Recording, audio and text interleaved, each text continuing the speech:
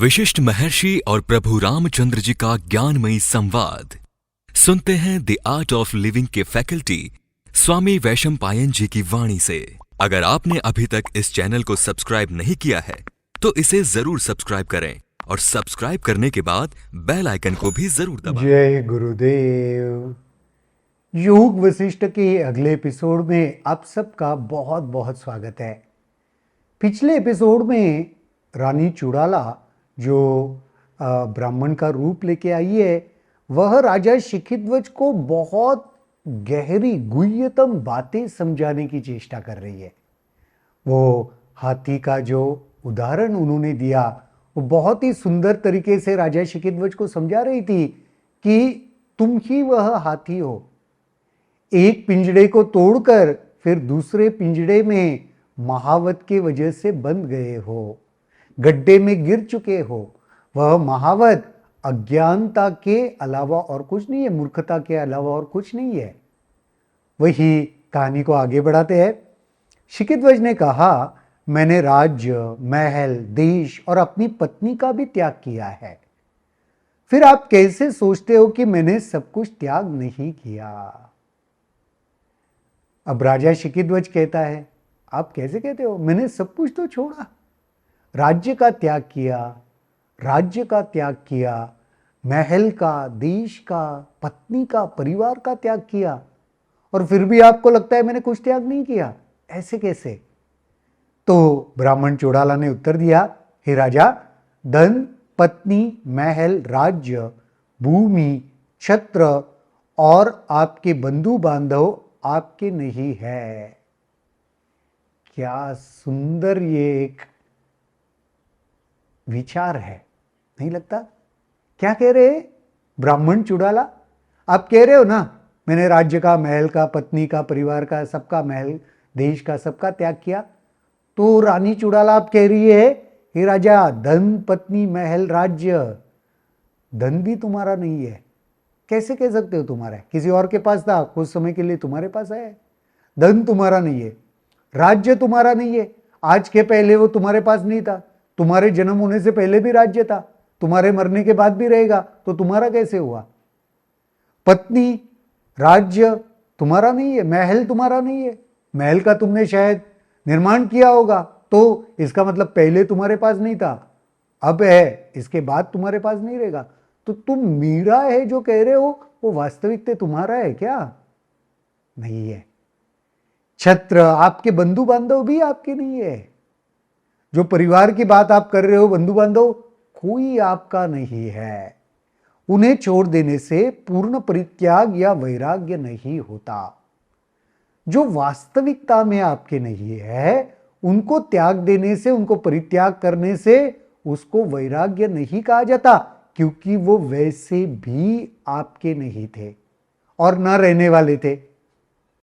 कुछ भी है जो आपका प्रतीत होता है, जिसका आपने परित्याग नहीं किया, और वही वास्तविक परित्याग है। जो वास्तविकता में आपका है, जिसको छोड़ना चाहिए था, उसका तो आपने त्याग किया ही नहीं, तो वह वास्तविक परित्याग नहीं है। जो छोड़ना चाहिए, जो आपका है, उसे छोड़ो, उसे पूर्णता छोड़ो और बिना कुछ रखे अभी मुक्ति प्राप्त करो। उसे पूर्णता छोड़ दो, जो तुम्हारा है। उसे छोड़ने के बाद इस पल में मुक्त हो सकते हो। अभी मुक्ति को हासिल कर लो और उसको पूर्णता छोड़ दो, रखो मत कुछ भी अपने पास, पूरी तरीके से छोड़ दो। शिखिध्वज ने कहा, यदि राज्य और उसमें सब कुछ स्थित मेरा नहीं है, तो मैं यह वन और इसमें स्थित सब कुछ छोड़ता हूं। इतना कहते हुए राजा ने मन से वन आदि का त्याग किया। अब राजा के भीतर कुछ प्रकाश हुआ है। उसने कहा, अरे, जो राज्य को मैं अपना अपना समझता था, मैं राजा हूं इस राज्य का, वो भी मेरा नहीं है। तो जो मैं अपना समझता था वो भी मेरा नहीं है, तो मैं इस वन में, वो तो वैसे भी मुझे लगता नहीं है मेरा है तो इसमें, इसको तो मैं तुरंत ही छोड़ देता हूं। मैं ऐसे समझता था राज्य मेरा है, वहां की वो महल, सब प्रजा सब मेरा है, वो भी मेरा नहीं है। ये आपके कथनी से अभी मुझे महसूस होने लगा है। तो ये वन तो वैसे भी मैं आया था सब कुछ छोड़ के, ऐसे सोचा चलो कहीं और जाते जो मेरा नहीं है, तो मैं इसको तो अभी इस पल छोड़ रहा हूं। ब्राह्मण द्वारा बतलाए जाने पर ये सभी वस्तुएं तुम्हारी नहीं है, इसलिए इनके त्याग का कुछ अर्थ नहीं है। शिखिध्वज ने कहा, निश्चय ही यह आश्रम ही मेरे लिए सब कुछ है। इस समय यह मेरा है, मैं इसका भी त्याग करता हूं। मैंने ये कुटिया बना ली थी, मेरे लिए यही सब कुछ था। अब आपकी कथनी से, आपकी बात से मुझे समझ में आ गया कुछ भी मेरा नहीं है। अभी ये आश्रम मुझे लगता था मेरा ही है, एक ही बचा है, मेरे पास कुछ नहीं है, कुटिया बची है, चलो इसका भी मैं त्याग कर रहा हूं। इसके बाद शिखिध्वज ने अपने हृदय से आश्रम में अपने होने का भाव निकाल दिया। यह आश्रम भी मेरा है, यह कुटिया भी मेरी है, ये भाव को भी परित्याग कर दिया। निश्चय ही अब मैंने सब कुछ त्याग दिया है। अब मुझे ऐसे लगता है मैंने सब कुछ त्याग दिया है। तो ब्राह्मण चुड़ाला ने कहा, निश्चय ही यह सब कुछ भी तुम्हारा नहीं है।